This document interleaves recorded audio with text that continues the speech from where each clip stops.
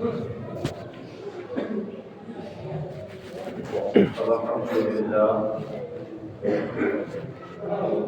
لله رب العالمين،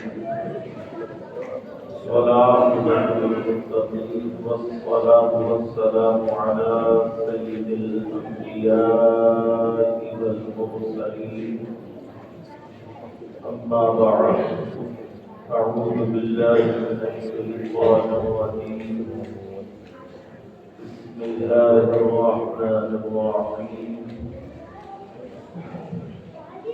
إن الله لا يضيع أجر المصلحين. صدق الله العظيم. وبلغنا رسوله النبي الأمين الكريم،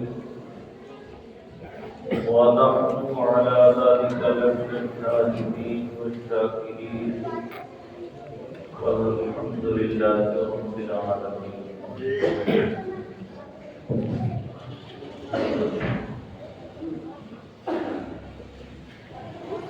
بعد توحید کے مطالب شمع رسالت کے فرمانے اولیاء امت کے جانشینوں،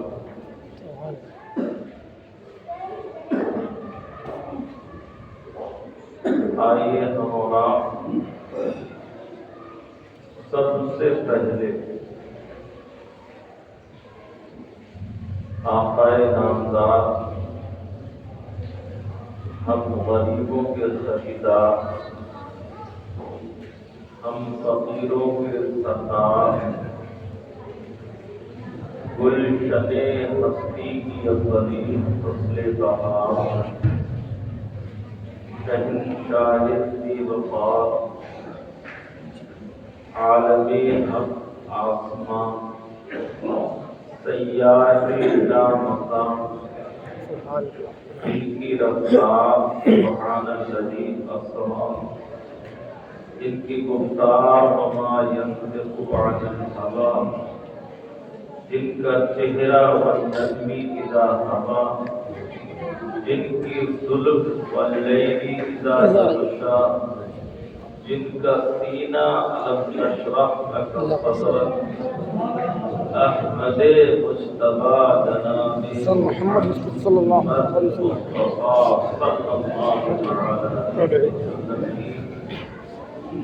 بارگاہ بےکس پناہ میں اپنی محبتوں کا خراج درود پاک کی شکل میں پیش کریں اور پڑھیں بآواز بلند مولانا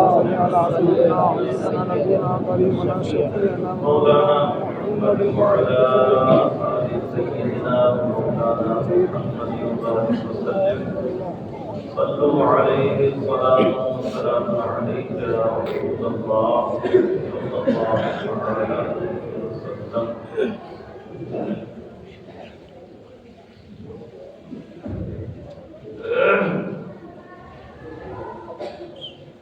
یہ مبارک اور مقدس مہینہ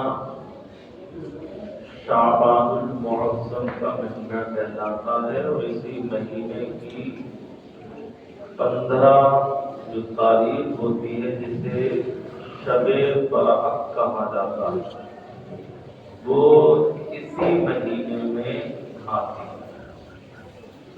اور اس مہینے کے تعلق سے احادیث بہت کثرت کے ساتھ وارد ہوئی. اللہ کے نبی اس مہینے میں کثرت سے روزے رکھتے تھے، عبادت کیا کرتے تھے، اور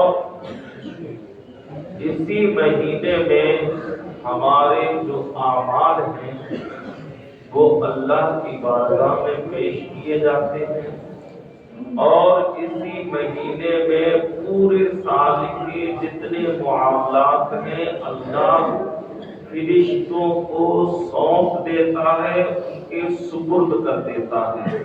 کتنے مرنے ہیں، کتنے جینے ہیں، کس کو روزی ملے گی، کس کو کتنا رزق دیا جائے گا، کتنی اولاد دی جائے گی، کس کے ساتھ کیا ہوگا، یہ ساری چیزیں اسی شعبان المعظم کے مہینے میں ہمارے اعمال نامے فرشتوں کو دے کر بھیج دیا جاتا ہے۔ اللہ کے نبی نے ارشاد فرمایا، میں یہ چاہتا ہوں کہ میرا عمل جب رب کی بارگاہ میں پہنچے تو میں روزے دار ہوں، عبادت گزار ہوں، اور اللہ پھر مجھ پر رحم فرمائے۔ اسی طریقے سے امتیوں کو چاہیے کہ وہ اللہ کو راضی رکھنے کے لیے روزے رکھیں، عبادت کریں۔ جب اچھے اعمال اللہ کی بارگاہ میں ہمارے پہنچیں گے تو ہم پر اللہ اپنے رحم و کرم کی بارشیں فرمائے گا، بے شک سبحان اللہ، اور پورا سال ہمارے لیے آسانی والا پیدا فرمائے گا۔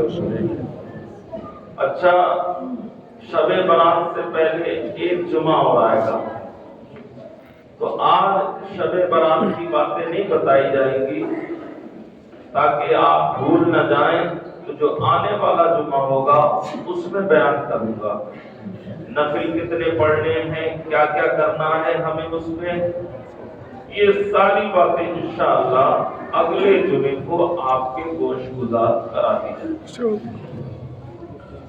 آج جو ہمیں گفتگو کرنی ہے، یہ شعبان المعظم وہ مہینہ ہے جس پہ امام حسین پیدا ہوئے تھے، ٹھیک ہے، اور یہی شعبان المعظم کا وہ مقدس مہینہ ہے جس میں ہمارے سب کے اس امت کے امام اعظم ابو حنیفہ نعمان بن ثابت رضی اللہ تعالی عنہ کا وصال ہوا ہے۔ ان کا عرس بھی اسی شعبان المعظم کے مہینے میں منایا جاتا ہے۔ تو امام حسین کے بارے میں تو ہم اور آپ تذکرہ کرتے رہتے ہیں، اور امام اعظم ابو حنیفہ جن کے ہم مقلد ہیں، جن کے بتائے ہوئے راستے پر ہم عمل کرتے ہیں، جن کے طریقے کے مطابق ہم نماز پڑھتے ہیں، حدیثوں سے انہوں نے جو مسائل نکال کر ہم کو دیے ہیں، جن پر ہم عمل کرتے ہیں، آج ہم اسی امام کی بارگاہ میں اپنی محبتوں کا خراج عقیدت پیش کریں گے۔ اس سے پہلے یہ ہدایت بخشش ہے اعلیٰ حضرت فاضل بریلوی رضی اللہ تعالی عنہ کی نعتوں کا مجموعہ، ہدایت بخشش۔ ہدایت جمع ہے حدیقہ کی، اور حدیقہ کہتے ہیں گارڈن کو، حدیقہ کہتے ہیں پارک کو، حدیقہ کہتے ہیں باغ کو۔ تو ہدایت بخشش کا مطلب یہ ہے کہ ہماری بخشش کا باغ۔ سبحان اللہ، بات سمجھ آ رہی ہوگی؟ تو اسے جو پڑھتا رہے گا اس کی انشاءاللہ بخشش ہو جائے گی۔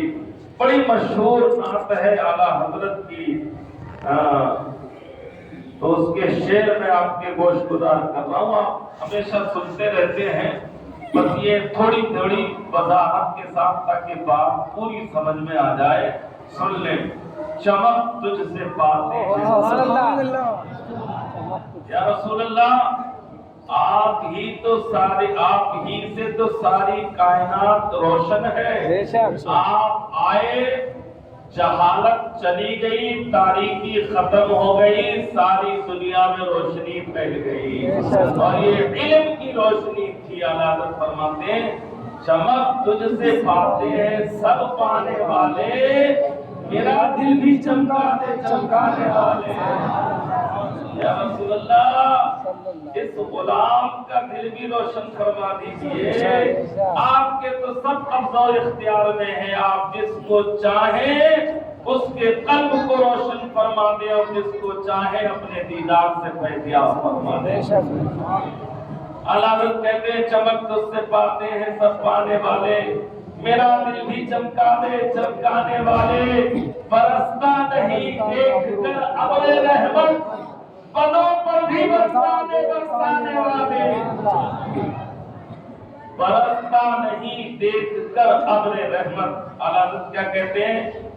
آپ کی رحمت کا جو بادل ہے وہ دیکھ کے تھوڑی برستا ہے کہ کون میرا ہے کون بیگانہ ہے، کون مجھ سے محبت کرتا ہے کون مجھ سے نفرت کرتا ہے، کون میرا طریقہ اختیار کرتا ہے اور کون میرے طریقے سے روگردانی کرتا ہے۔ رسول اللہ کی رحمت تو آسمان کے سورج کی طرح وسیع ہے، جس طریقے سے اس کی روشنی سب پر برابر یہ یکساں ہوتی ہے، اسی طریقے سے میرے آقا کا کرم سب پر جھوم جھوم کر برستا ہے۔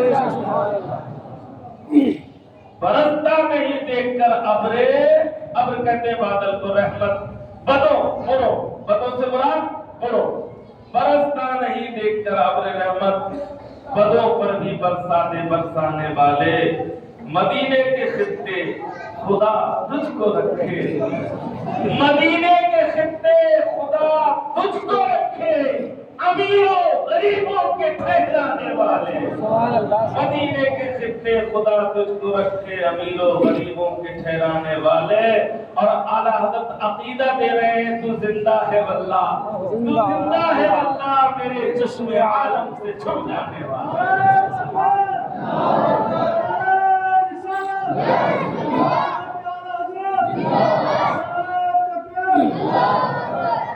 تو زندہ ہے واللہ، تو زندہ ہے واللہ۔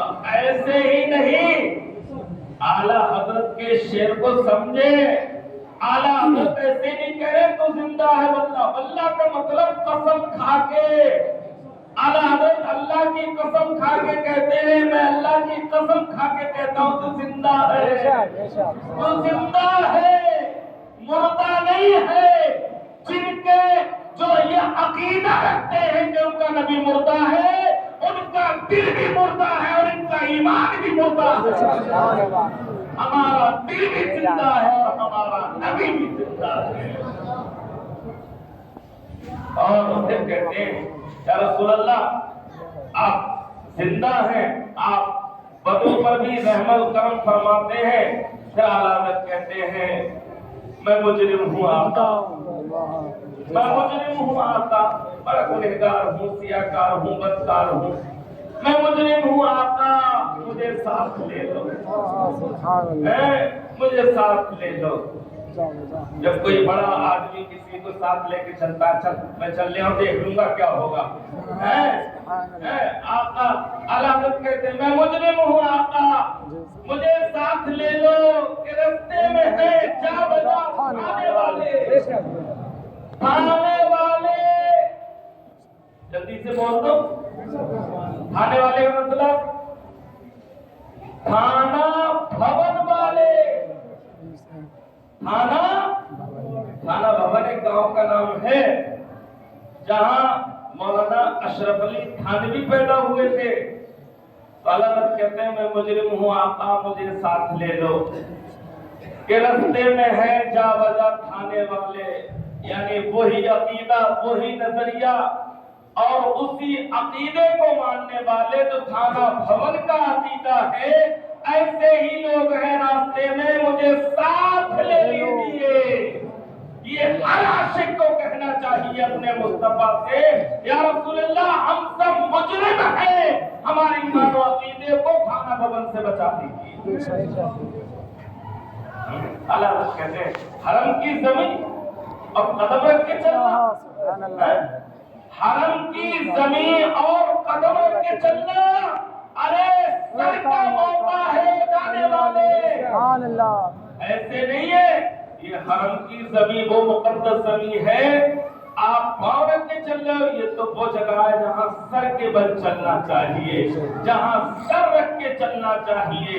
اور فرماتے ہیں تیرا کھائیں تیرے غلاموں سے اچھے، یا رسول اللہ تیرا کھائیں اور تیرے غلاموں سے الجھے ہے منکر عجب کھانے بکانے والے۔ جیسے کتا کھاتا ہے نا، اڑاتا بھی رہتا ہے، کھاتا بھی رہتا ہے، آنکھیں بھی دکھاتا رہتا ہے، تو علامت کہتے ہیں رسول اللہ یہ تیرا ہی کھاتے ہیں اور تجھی کو آنکھیں دکھاتے ہیں، ہے منکر انکار کرنے والے، عجب کھانے بکانے والے۔ اور فرماتے ہیں رہے گا یوں ہی ان کا چرچا رہے گا، بڑے خاک ہو جائیں چلنے والے، سبحان اللہ، رہے گا یوں ہی ان کا چرچا رہے گا، بڑے خاک ہو جائیں چل جانے والے۔ قرآن کہتا ہے وَرَفَعْنَا لَكَ ذِكْرَكَ، سورہ النشرہ میں ہے، اللہ نے آپ کے ذکر کو اتنا بلند کیا ہے، ساری کائنات ختم ہو سکتی ہے مگر مصطفیٰ کا ذکر نہ ختم ہوا ہے اور نہ ختم ہوگا، اس لیے کہ مصطفیٰ کا ذکر اللہ کرتا ہے اور اللہ کو کبھی حدوث نہیں ہے، اللہ کبھی مرنے والا نہیں ہے، اللہ کبھی ختم ہونے والا نہیں ہے۔ تو پتہ چلا جس طریقے سے خدا کو مٹانا محال ہے، اسی طریقے سے مصطفیٰ کے ذکر کو مٹانا بھی محال اور ناممکن ہے۔ رہے گا جو ہی ان کا چرچا رہے گا، بڑے خاک ہو جائیں چل جانے والے، اب آئی شفاعت کی ساعت، اب آئی ہے۔ اللہ کہتے ہیں اتنا بے چین کیوں ہے، پریشان کیوں ہے، میدان حشر کی بات کر رہے ہیں، اتنا پریشان کیوں ہے؟ پریشان مت ہو، ابھی سرکار کی شفاعت ملنے والی ہے، ابھی سرکار شفاعت فرمانے والے ہیں، اتنا پریشان کیوں ہوتا ہے؟ اب آئی شفاعت کی ساعت، اب آئی، ساتھ مانی گھڑی، اب آئی شفاعت کی ساعت، اب آئی، ذرا چین لے میرے گھر لانے والے، ذرا چین لے، ذرا سکون سے تو ہو جا، ابھی مصطفیٰ کی شفاعت تجھ کو ملنے والی ہے، ابھی میرے آقا تیری شفاعت فرمانے والے ہیں۔ اور اعلیٰ حضرت کہتے ہیں رضا نفس دشمن ہے دم میں نہ آنا، رضا نفس دشمن ہے دم میں نہ آنا، کہاں تم نے دیکھے ہیں چدرانے والے، کہاں تم نے دیکھے ہیں چدرانے والے، چمک تجھ سے پاتے ہیں سب پانے والے، یا رسول اللہ میرا دل بھی چمکا دے چمکانے والے۔ تو شعبان معظم کا یہ مہینہ سیدنا امام اعظم ابو حنیفہ نعمان بن ثابت رضی اللہ تعالیٰ عنہ کے وصال کا مہینہ بھی۔ امام اعظم کون ہے؟ پہلے یہ ہمیں معلوم ہونا چاہیے، ہمارے نوجوانوں کو، ہمارے بزرگوں کو امام اعظم ابو حنیفہ رضی اللہ تعالیٰ عنہ کے تعلق سے بہت زیادہ معلومات اور علم نہیں ہے، اور یہ ہماری کمی ہے کہ ہم اپنے بزرگوں کی سیرت، ان کی زندگی اور ان کا سوانحی خاکہ کبھی اپنے زیر مطالعہ ہم نہیں لاتے ہیں، بلکہ ہم پڑھتے ہی نہیں ہیں، بس ہم کو اتنا معلوم ہے کہ ہمارے امام امام اعظم ہیں، بڑے امام ہیں، اللہ اکبر کبیرہ۔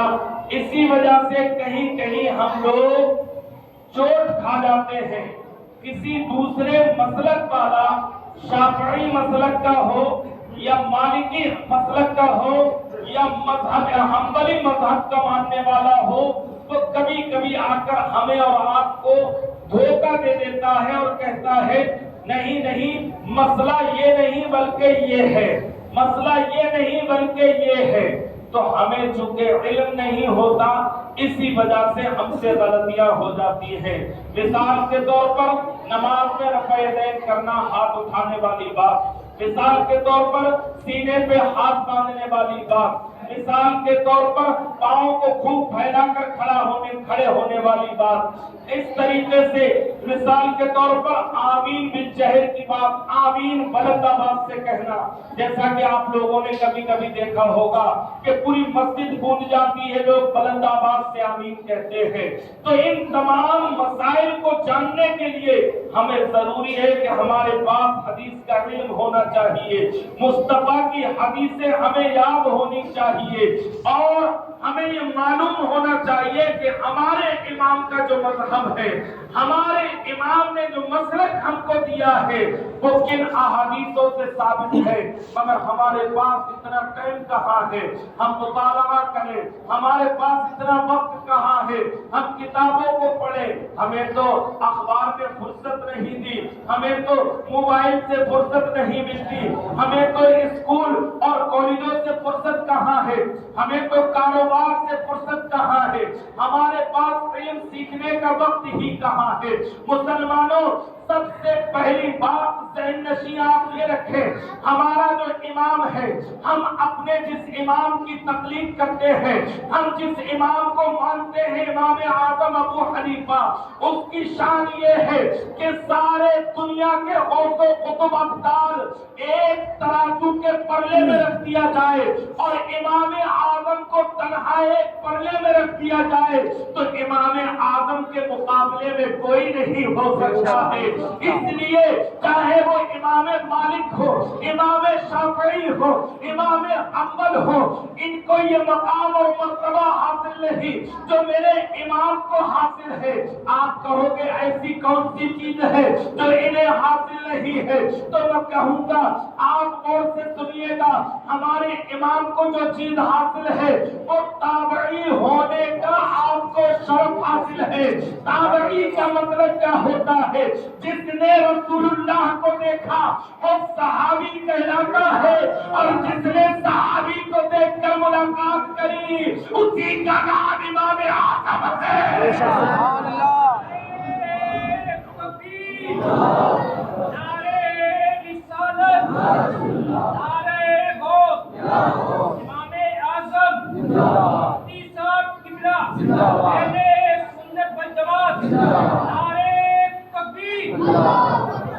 تو میرے بھائی ایک بات سمجھ میں آپ کے آ گئی، امام اعظم وہ ہے جنہوں نے صحابہ سے ملاقات کی ہے، اور ملاقات ہی نہیں بلکہ ان سے احادیث کو حاصل بھی کیا ہے، اور یہ متفقہ فیصلہ ہے کہ تابعی کے مقابلے میں ساری دنیا کے غوث و قطب ابدال آ جائے مگر تابعی کے مرتبے کو نہیں پہنچ سکتے ہیں۔ اسی طریقے سے ساری دنیا کے غوث و قطب ابدال، تابعی، تبع تابعی سب مل کر آ جائے تو صحابی کے درجے کو نہیں پہنچ سکتے ہیں۔ تو جو صحابی کے درجے کو نہیں پہنچ سکتا وہ ساری دنیا امام اعظم ابو حنیفہ نعمان بن ثابت رضی اللہ تعالیٰ عنہ کی مقلد ہے، چونکہ امام اعظم تابعی ہے اور تابعی کا مرتبہ صحابی کے بعد ہوا کرتا ہے۔ اب رہی بات امام شافعی کی، امام مالک کی، امام حنبل کی، تو امام شافعی امام اعظم سے چھوٹے ہیں۔ کیسے چھوٹے ہیں؟ امام اعظم کے شاگرد ہیں امام محمد اور امام ابو یوسف، اور امام محمد کے شاگرد ہیں امام شافعی۔ اب بتائیے مجھ کو، امام اعظم کے شاگرد امام محمد اور امام محمد کے شاگرد امام شافعی، اور امام شافعی کے شاگرد امام حنبل، تو امام اعظم کا کوئی مقابلہ کر سکتا ہے؟ ان کے درجے کو کوئی پہنچ سکتا ہے؟ ساری باتیں ایک طرف رکھ دی جائے اور امام اعظم کا تابعی ہونا، صحابہ سے ملاقات ہونا، ان سے حدیث کو لینا ایک طرف رکھ دیا جائے تو سارے اماموں کا علم ایک طرف ہو جائے گا، اور میرے امام اعظم کا صرف صحابہ سے ملاقات کرنا ایک طرف ہو جائے گا۔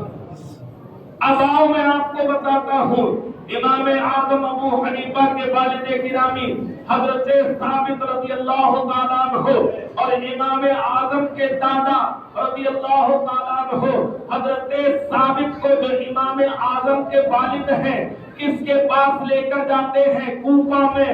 اللہ اکبر کبیرہ، سبحان اللہ کی آوازیں آنی چاہیے۔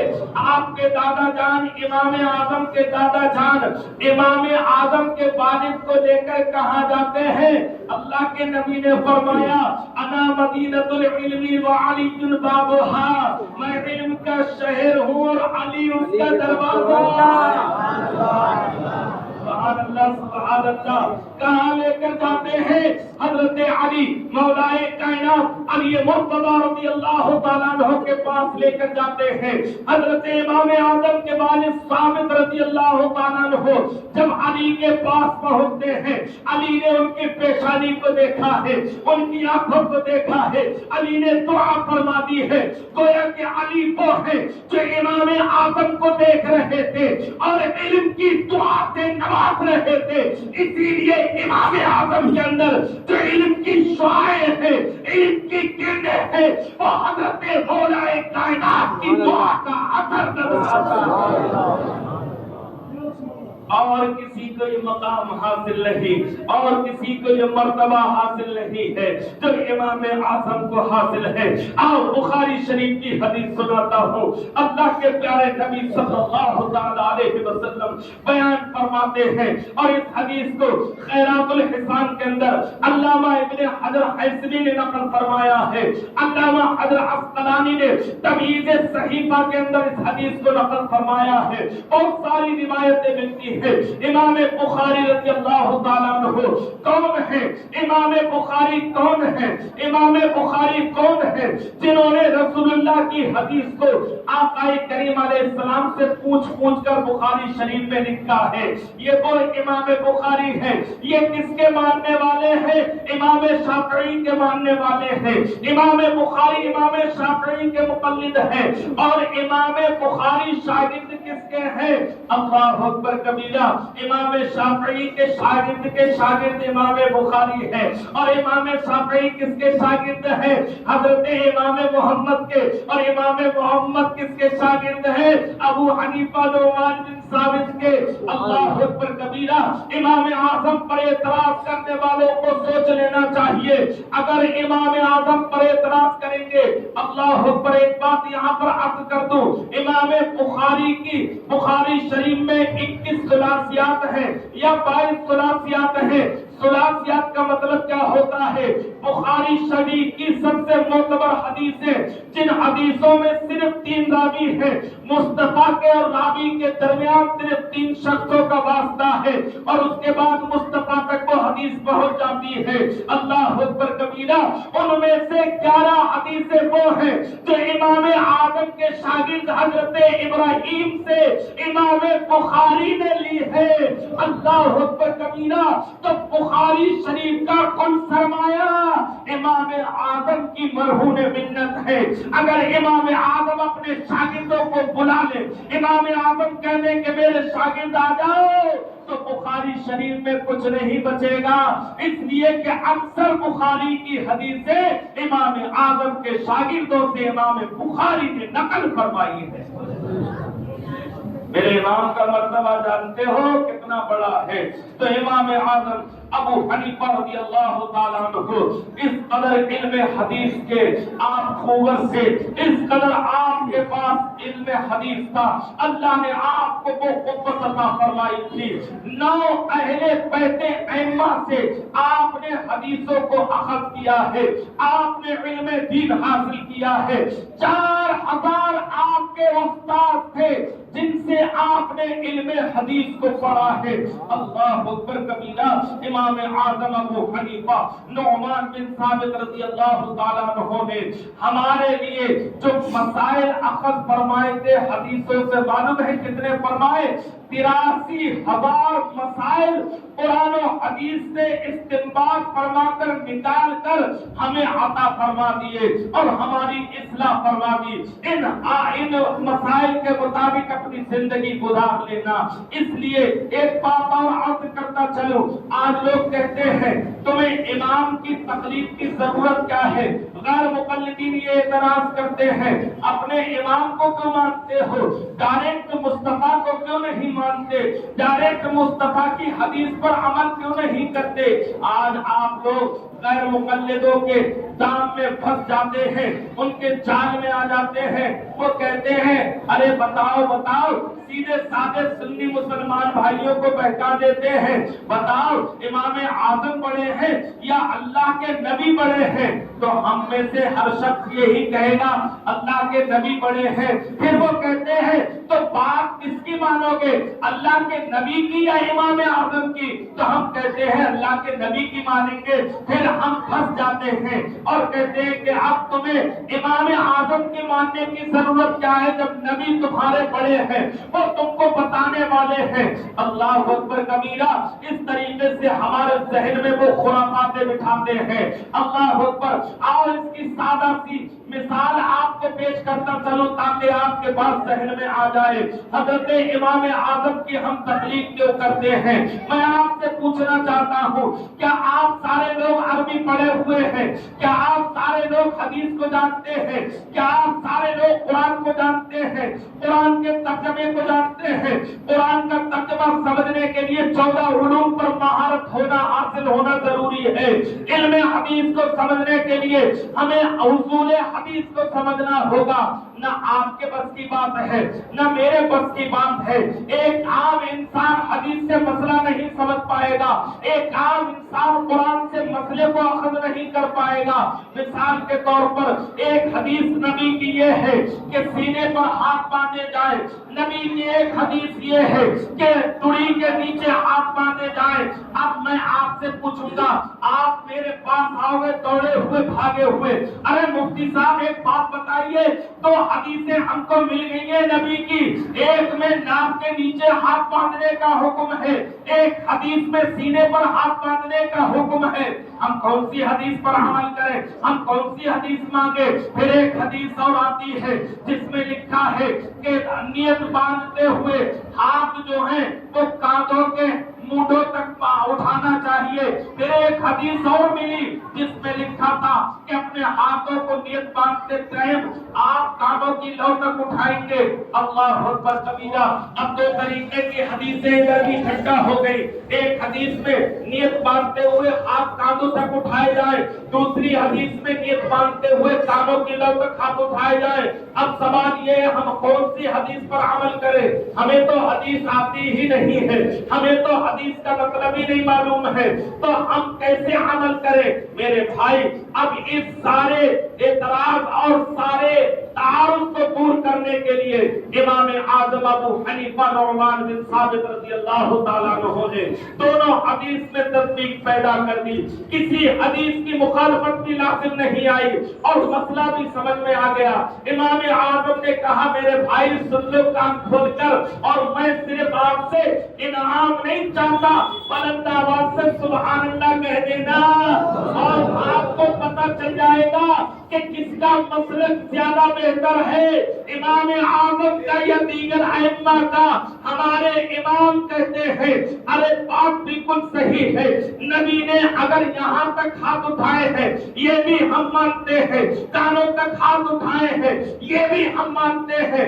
اگر تمہاری بات مان کر صرف کانوں تک ہاتھ اٹھائے جائے تو کانوں والی حدیث چھوٹ جاتی ہے, اور اگر امام اعظم فرماتے ہیں کانوں والی حدیث کو مان لو گے تو ہاتھ سینے تک بھی اٹھیں گے اور کانوں تک بھی. سبحان اللہ, سبحان اللہ.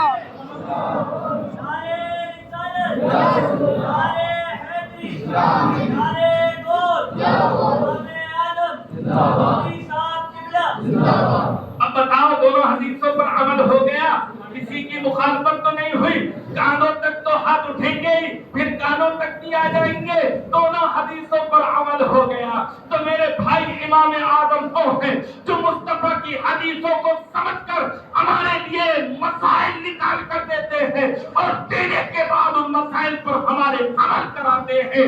83,000 مسائل امام اعظم نے قرآن و حدیث سے نکال کر ہمیں عطا فرما دیے ہیں, جس میں 38,000 مسائل وہ ہیں جو عبادت سے متعلق ہیں اور باقی مسائل جو ہیں وہ معاملات سے متعلق ہیں.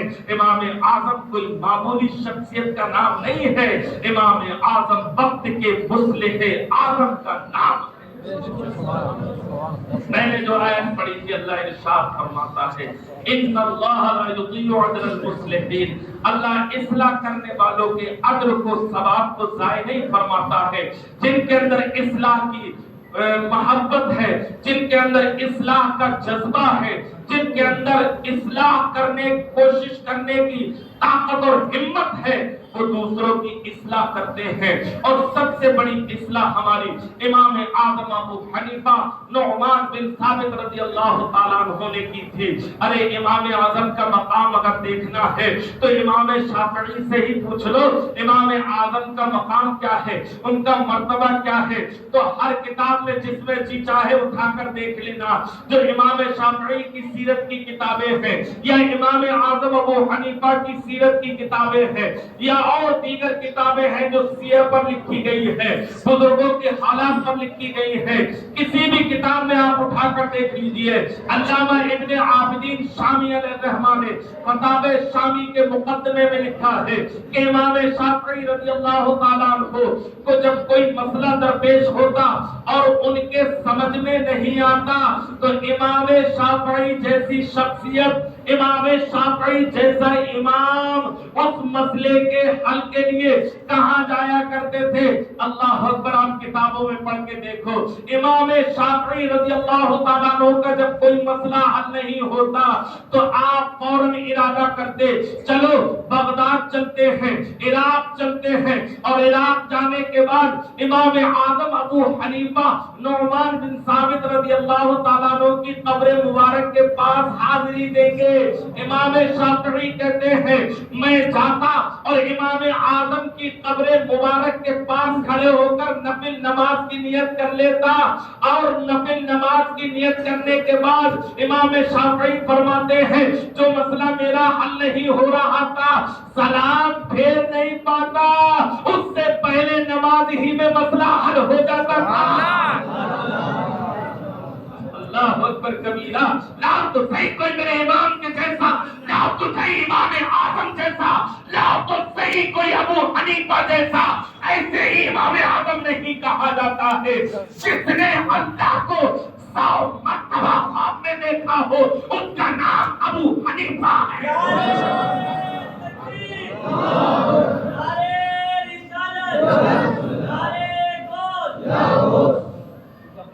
سبحان اللہ، میرا امام کوئی معمولی نہیں ہے، میرا امام وقت کا امام ہے، سارے اماموں کا امام ہے، سب سے بڑا ہے، اسی لیے امام اعظم کہا جاتا ہے۔ سب سے بڑا امام، اس کا ترجمہ ہے عربی میں امام اعظم۔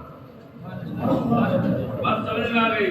تو امام اعظم ابو حنیفہ نعمان بن ثابت رضی اللہ تعالیٰ عنہ نے مسائل قرآن و حدیث سے نکال کر ہم کو دے دیے، اور دینے کے بعد ہماری اصلاح فرما دی کہ تمہیں زندگی کیسے گزارنی ہے، نماز کیسے پڑھنی ہے۔ اس لیے کہ ہم میں کا کوئی بھی انسان قرآن و حدیث سے مسئلے کو نہیں سمجھ سکتا، اس لیے ضرورت ہے کہ تقلید کی جائے، اس لیے ضرورت ہے کسی کی بات کو مانا جائے۔ اگر آپ نہیں مانو گے، ہر بات کی آپ دلیل مانگتے رہو گے تو زندگی گزارنا اجیرن ہو جائے گا، دشوار ہو جائے گا۔ حضرت سیدنا امام اعظم ابو حنیفہ رضی اللہ تعالیٰ عنہ کی آخری شان میں اور آپ کے سامنے پیش کر کے اپنی بات کو ختم کر دوں گا۔ حضرت یحییٰ بن زکریا رضی اللہ تعالیٰ، یحییٰ بن معاذ الرازی رضی اللہ تعالیٰ عنہ اللہ کے بہت بڑے مقدس ولی ہیں، اتنے بڑے ہیں کہ داتا گنج بخش لاہوری ہجویری علیہ الرحمہ جن کا مزار پاکستان میں ہے، داتا گنج جنہیں کہا جاتا ہے گنج ہجویری، اتنی بڑی ذات ہے ان کی کہ غوث پاک نے بھی ان کے مزار پر چلہ کیا ہے۔ خواجہ غریب نواز جب مدینے سے رسول اللہ کے فرمانے پر ہندوستان آ رہے تھے تو داتا گنج بخش لاہوری کے مزار پر بیٹھ کر آپ نے بھی چلہ کیا ہے۔ اللہ اکبر، اتنی بڑی ذات، انہوں نے کتاب لکھی ہے علم تصوف میں جس کا نام نام ہے کشف المحجوب، ہر شخص جس کے بارے میں جانتا ہے، ہر پڑھا لکھا طبقہ اس کے حوالے کتابوں میں پڑھتا ہے، نام ہے کشف المحجوب۔ اس کشف المحجوب کے اندر داتا گنج بخش لاہوری علیہ رحمت و رضوان نے لکھا ہے کہ یحییٰ بن معاذ الرازی رضی اللہ تعالی عنہ نے رسول اللہ کو خواب میں دیکھا اور دیکھنے کے بعد عرض کیا یا رسول اللہ مجھے ایک بات آپ سے معلوم کرنی ہے، یا رسول اللہ مجھے آپ سے ایک بات پوچھنی ہے۔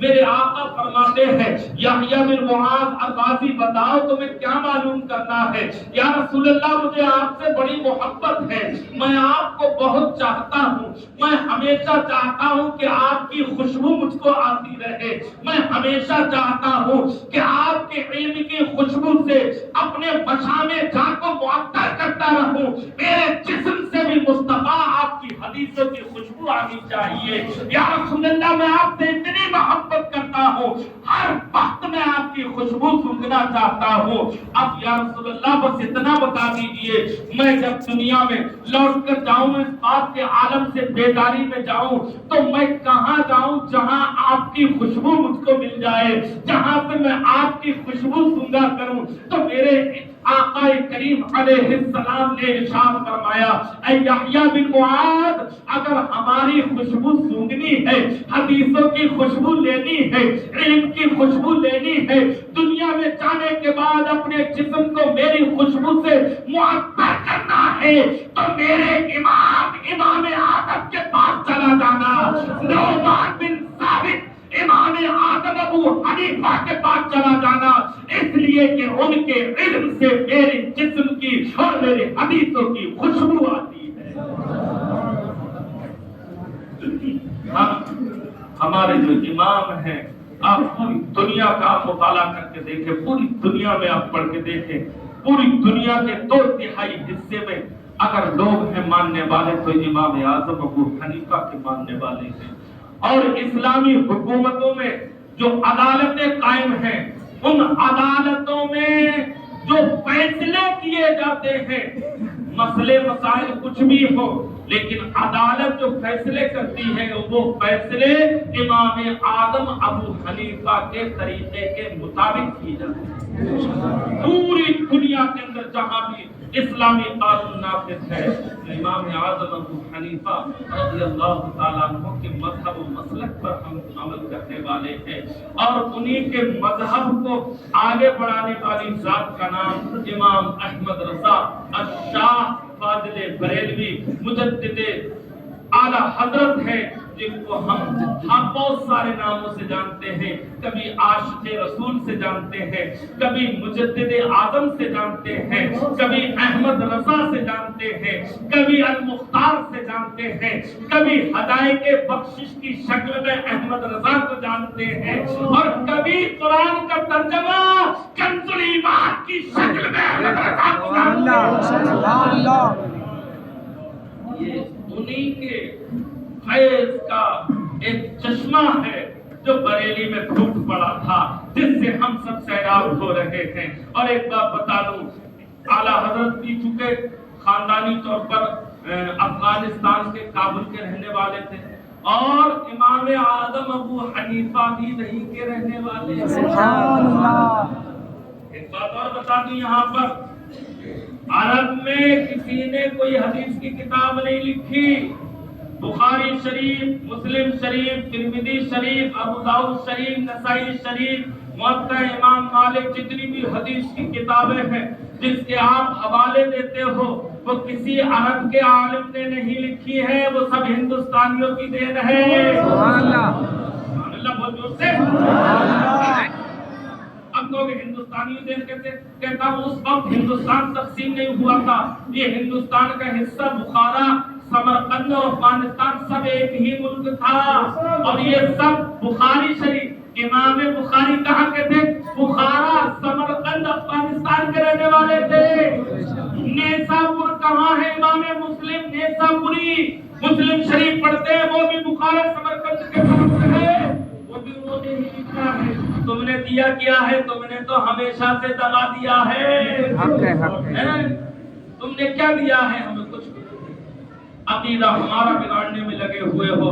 یہ جب سے آ گئے نا محمد بن عبد الوہاب، اس نے ساری مطلب جو ہے خرافاتیں پھیلا دی. اس سے پہلے کعبے میں 4 امام کھڑے ہوتے تھے، ہر مسلک کا امام اپنے مسلک والے کو نماز پڑھاتا تھا. حنفی، شافعی، مالکی، حنبلی، 4 امام 4 پڑھتے ہیں نا. کعبے کے 4 طرف پھیلے حصہ، تو چاروں طرف چاروں دیواروں کے سامنے یہ لوگ کھڑے ہوتے تھے امام. اور یہ اب سے 150 سال پہلے کی بات ہے. اس سے پہلے عرب میں وہی طریقہ تھا اور عرب کے لوگوں کے وہی عقائد و نظریات تھے جو آج ہمارے عقائد و نظریات ہیں، جو 1400 سال سے عقائد و نظریات چلے آ رہے ہیں صحابہ کے زمانے سے. اسی عقیدے اور نظریے کے ماننے والے لوگ تھے. اسی لیے رسول اللہ کا وہاں میلاد بھی ہوتا تھا، اسی لیے شب معراج میں وہاں چراغاں بھی کیا جاتا تھا. آپ مکے کی تاریخ اٹھا کر دیکھ لیجئے.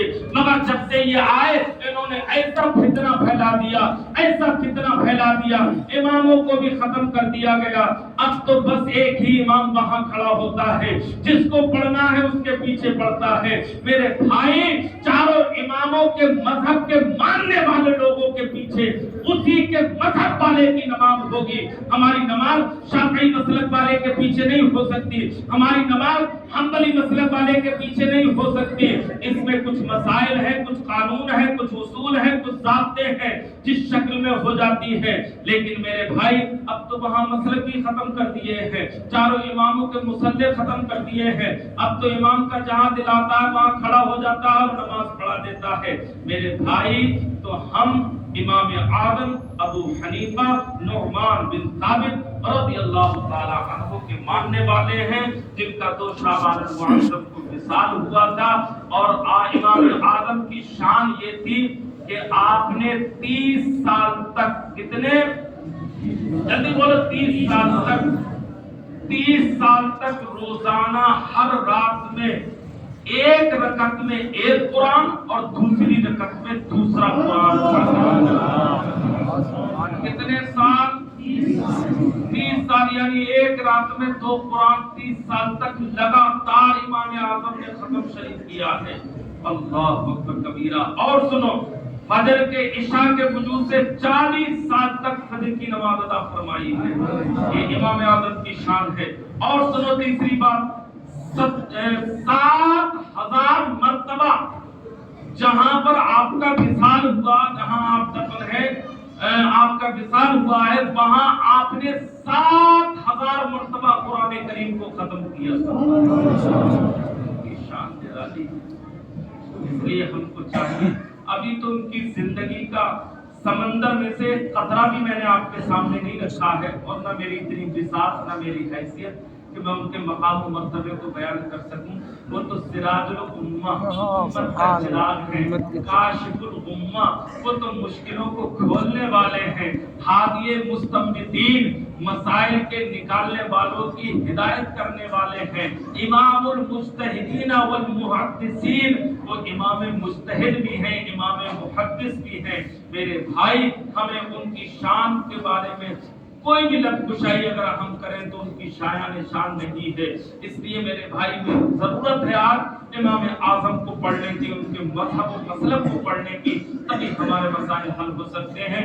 میں اپنے نوجوانوں سے گزارش کروں گا، اردو میں اگر ان کا لٹریچر نہ ملے تو ہندی میں بھی موجود ہے، نیٹ پر بھی موجود ہے، بہت ساری کتابوں میں موجود ہیں. آپ پڑھیں ان کی زندگی، تب پتہ چلے گا ہم جس مذہب پر، جس مسلک پر عمل کرتے ہیں وہ مذہب سب سے عمدہ اور بہترین مذہب ہے. جس مذہب پر خواجہ غریب نواز بھی قائم تھے، حنبلی مسلک کو، حنفی مسلک کے ماننے والے تھے، اور وہی مذہب ہمارا ہے، وہی تمام ہندوستان کے اولیاء کرام کا مذہب ہے، اور اسی مذہب کے ماننے والے ہیں. ہم کو چاہیے ہم امام اعظم ابو حنیفہ سے سچی محبت کریں، ان کے بتائے ہوئے راستے اور طریقے پر عمل کریں. استغفر اللہ ربی من کل ذنب واتوب الیہ وما علینا الا البلاغ. السلام علیکم ورحمۃ اللہ.